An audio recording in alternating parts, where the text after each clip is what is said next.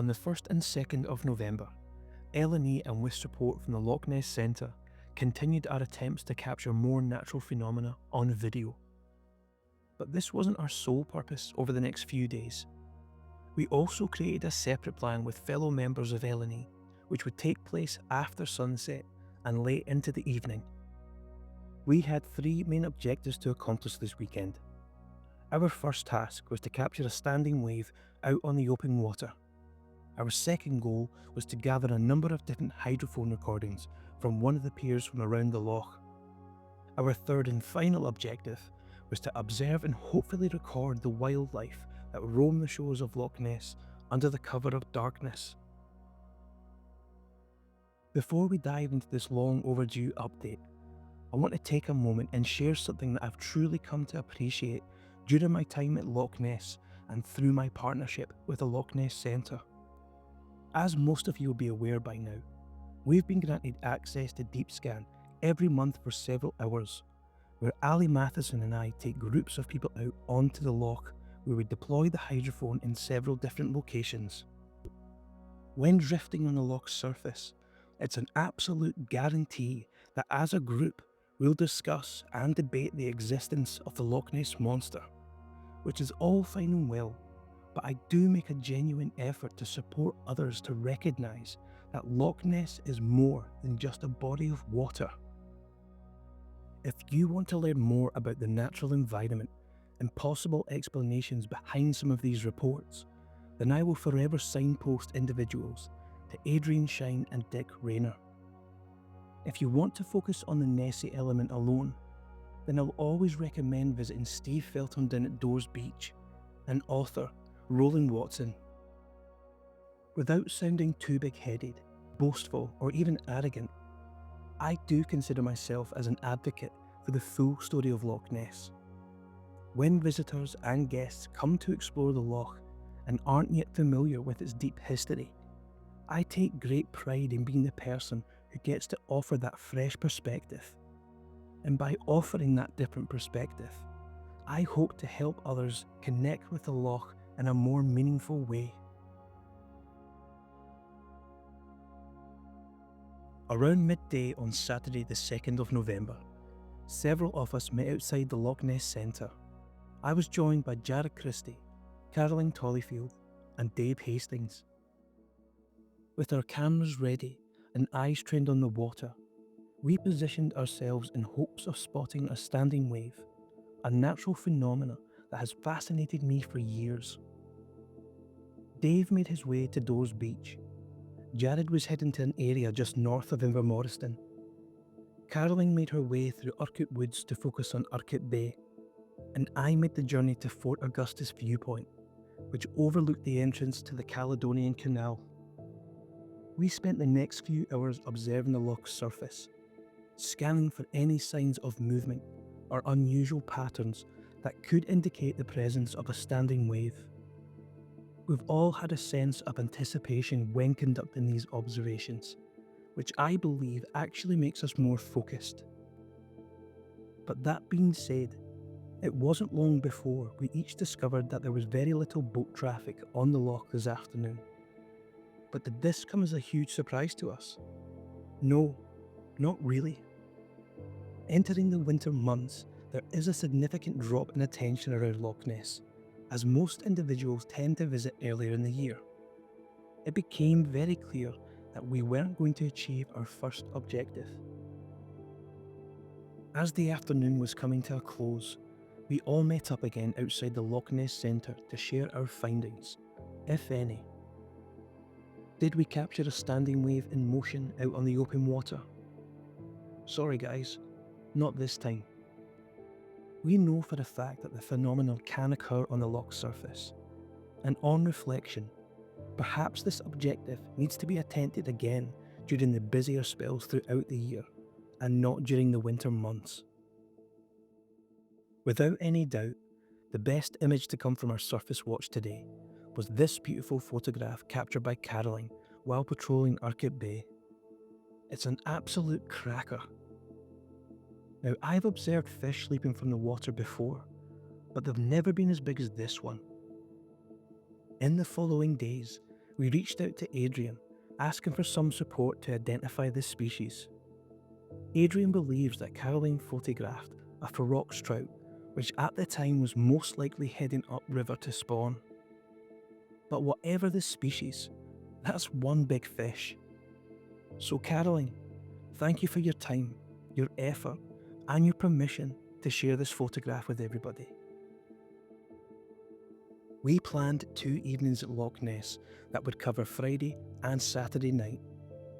We wanted to explore a different pier other than Temple.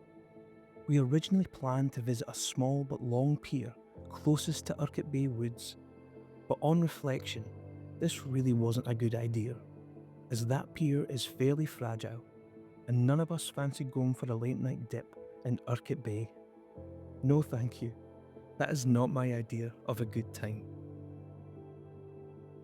Jaron made the suggestion about visiting the pier within the grounds of Urquhart Castle, and that's exactly where Jared, Dave and I were heading to next. On arrival, we were planning to explore and revisit a previous experiment which was conducted at Alduri Pier several years ago. The first time we tried this experiment, I wasn't alone. I was joined by Steve Feltham and Simon Dawes. In all honesty, that particular afternoon could easily be labelled as a complete disaster, as we damaged one of the Dolphinier hydrophones, and this meant that the only attention we attracted that day was some uninvited greedy seagulls. The experiment is simple. By using live fish bait, it was our hope to attract as many fish as possible. We were curious to see if the hydrophone would pick up any sudden movement or interference created by a large number of fish just below the surface. Now, believe it or not, this time round, we actually did get some interesting results. But please remember, it's impossible to identify each individual fish species within Loch Ness when using the hydrophone. But it may be possible to discover and identify something bigger. On our first evening, we had favourable weather on our side, zero boat traffic and flat calm conditions. And with that, you would expect the loch to give you the good old silent treatment from below the surface. But that wasn't the case for us. Throughout our evening, we were listening to some interesting sounds, and unfortunately, most of these sounds will remain unknown to us. But that being said, and despite how sporadic it may appear to have been, we found ourselves focusing on one consistent sound that was becoming more familiar as the night moved on. The three of us were unsure of what we were listening to and where it was coming from below the surface. We were clearly hearing what can only be described as whines, chirps, or whimpers, to the point that it almost sounded childlike. But there was no pattern, there was no rhythm, or even a structure, so to speak. So the important question here, who was this mysterious visitor? Now we believe it was one of these wee fellas, a wild otter. Otters are well known for their playful nature and their distinct calls. These vocalizations are often described as short but sharp, and are most likely produced to serve as communication for things such as territorial disputes, danger, and even excitement. While otters are not exclusively nocturnal, they are typically more active throughout the evening, and that's why we believe that we recorded an otter, or perhaps it was several of them. Let's fast forward 24 hours. Together, we decided to remain at the jetty within Urquhart Castle. Our plan was to simply copy and paste everything from the Friday evening and hoping to produce further results. As previously mentioned, the weather conditions on Friday night were perfect for surface observations, and we assumed that we were in for a quiet evening below the surface, but we were wrong about that. Still, flat calm, tranquil, with not a ripple in sight. That's exactly how I would describe the loch on Saturday evening, so we were expecting similar results. But to our surprise, there wasn't a single sound to be heard. It was eerily quiet below the surface, tranquil, yet haunting. The elements and the weather conditions were near identical to one another, which left us questioning why there was such a huge difference between Friday and Saturday evening in terms of audio and activity. Ironically, it would appear that we were generating more questions than answers. But I'm okay with that, and you should be too, as intriguing thoughts should never be viewed as a negative.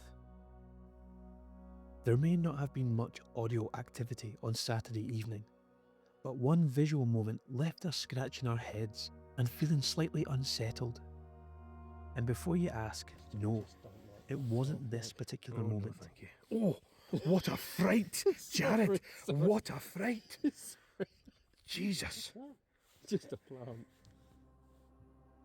Yep, that's right, folks.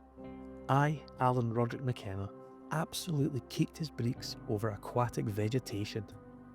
Dearie me. The real unsettling moment occurred when standing at the edge of the jetty. The torch that Jared brought with him was strong enough to illuminate something odd about 3 or 4 feet below the surface.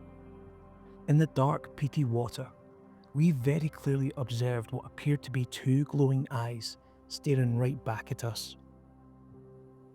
Now, before I go any further, I just want to add that I used to be that person who would scream, "Why on earth would you not take a photo or a video of your potential Nessie sighting?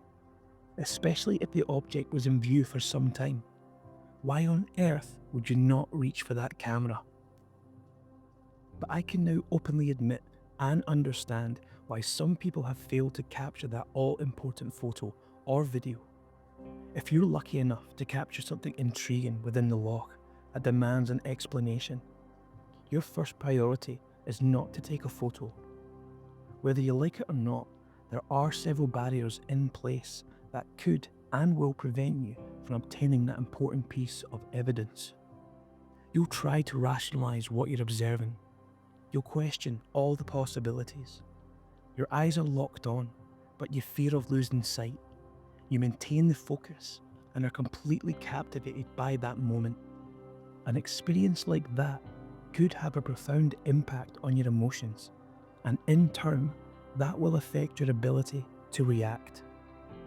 We were faced with those very same barriers, and that's exactly what happened to us. We allowed ourselves to be completely captivated, and we didn't get that photo or video of what we were observing just below the surface.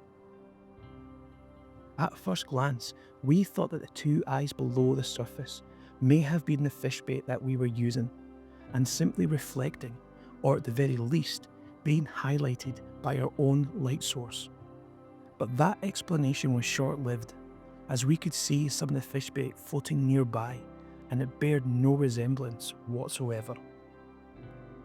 Those eyes appeared to have an orange glow to them. There was a faint outline, yet not enough to confirm a body and its overall size. But there was movement, and that's the truth. Our encounter was far too small to even be considered as a potential Nessie report.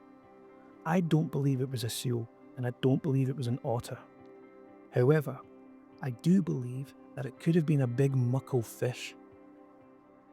With my hand on heart, I honestly didn't even know that fish were capable of producing eye shine. I'm not a fish expert, and I'm not an experienced angler, so I'm going to assume that it all depends on the species of fish. After a few moments, we watched as it slowly disappeared back into the dark peaty waters of Loch Ness, never to be seen again. Whilst remaining on the jetty and looking towards Urquhart Castle, something caught our attention at the base of the tower. While pointing the torch towards the castle, we yet again discovered more eye shine, and this time round we observed 2 sets of eyes that were both very close to the water's edge. The first set appeared as if it was actually on the surface, and the second appeared slightly higher. Looking back, we would kick ourselves if we didn't brave the darkness and go investigate. You can see for yourself that it was pitch black and fairly spooky. As you draw closer to the water's edge, you try to remain vigilant, focused, and above all, safe. But your imagination can be rather relentless. Things like the Arthur Colpett land sighting back in August '63 springs to mind, or the Margaret Monroe case back in June 1934. With all those thoughts racing through your mind and playing the what if factor in your own head, we were actually relieved to discover that we stumbled upon and sadly disturbed two deers resting in the brush. It was only fair to leave them be. We discovered that we completely lost track of time. As it turns out, we spent hours at Urquhart Castle, but before heading back to Drum the Drocket, we all shared a moment that will now remain with me for quite some time. Jared, Dave and I took the time to really appreciate where we were, what we were doing, and reflecting on those who have came before us. Words will do this absolutely no justice, but with clear skies above us, the Milky Way was visible in stunning clarity, filling us with a sense of wonder and gratitude for this simple yet extraordinary moment together, as we spoke about individuals such as David James, Dinsdale, Mackle, Holiday, and others from the Loch Ness community. Eleni was inspired by many, and this is about passing the torch, and hopefully one day we'll be able to do the same. The loch itself and the mystery of the Loch Ness Monster means something to you, and your reason might be completely different from my own. But one thing's for sure, we love this place. We'll see you at the next one when we visit Loch Ness.